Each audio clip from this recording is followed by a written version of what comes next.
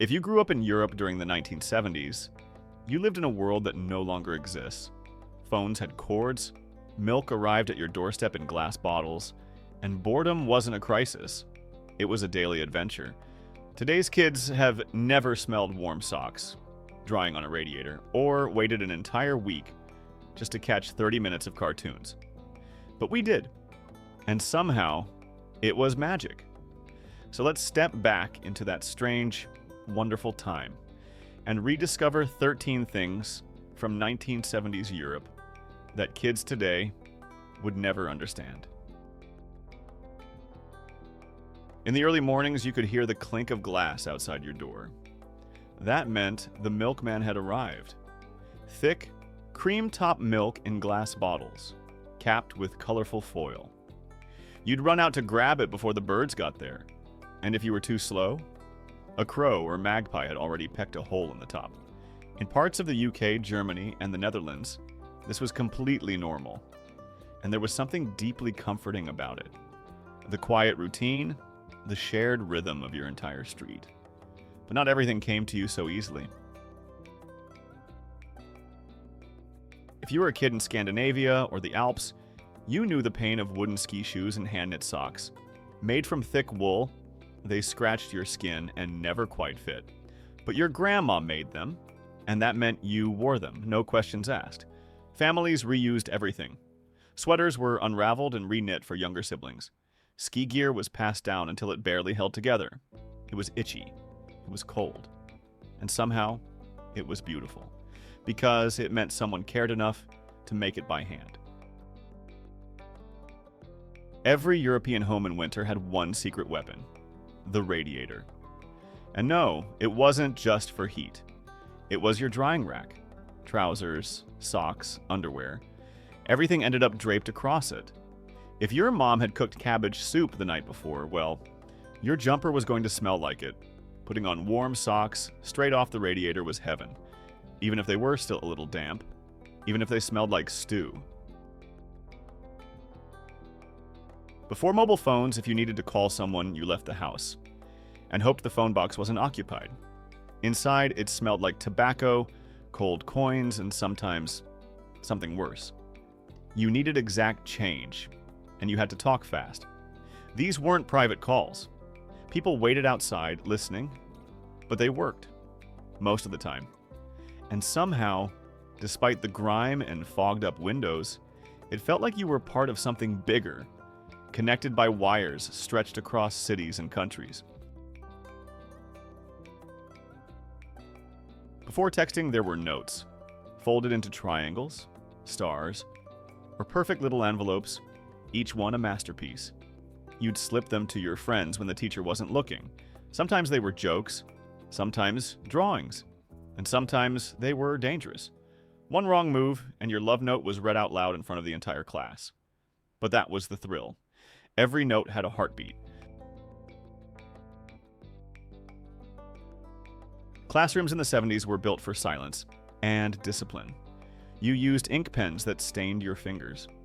The blackboard screamed when the teacher wrote too fast. And if you got out of line, that long wooden pointer came down on your desk with a crack. Some schools, especially in Eastern and Southern Europe, still practiced corporal punishment. A slap on the wrist wasn't unheard of. And yet, we learned. We feared our teachers, but we also remembered them forever.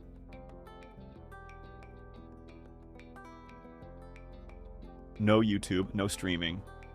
Just one block of cartoons a week. Usually Saturday morning. Shows like Maya the Bee, Heidi, and La Linea would air across European public channels. That was it. If you missed it, tough luck. Kids planned their entire week around that half hour. And when it ended, it was time to go outside. Because the TV didn't care if you were ready. It was on its own schedule.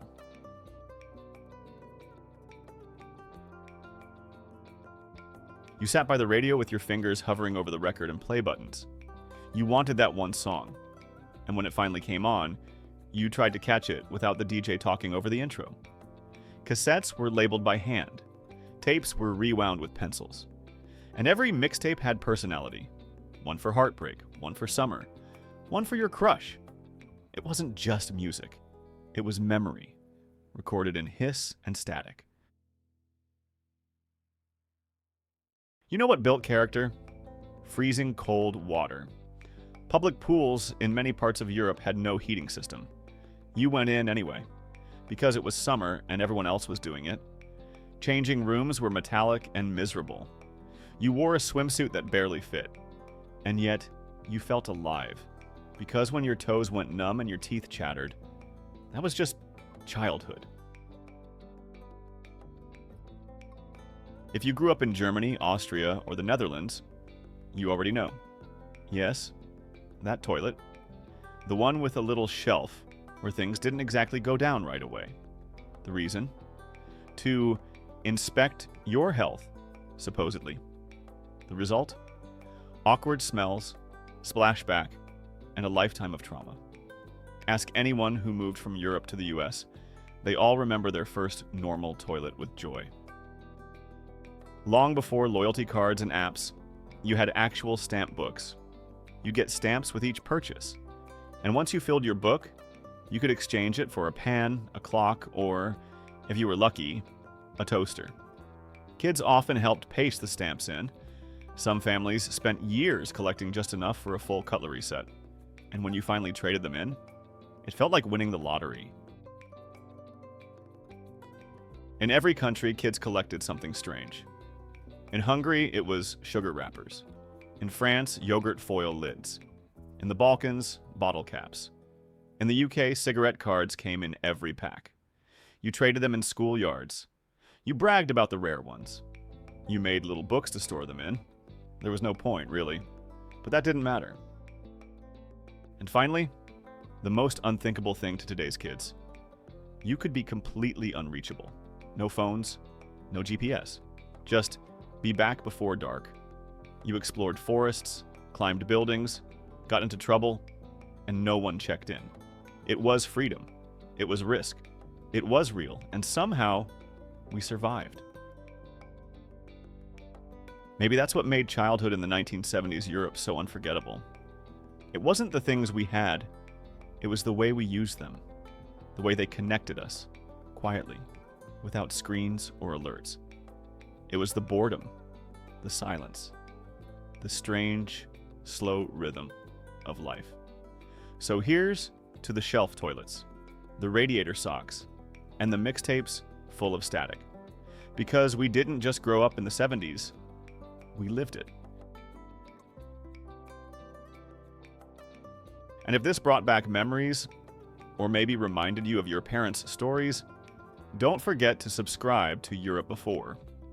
We've got more forgotten memories, weird inventions, and untold stories from across the continent, every single week. Let's keep Europe's past alive, one memory at a time.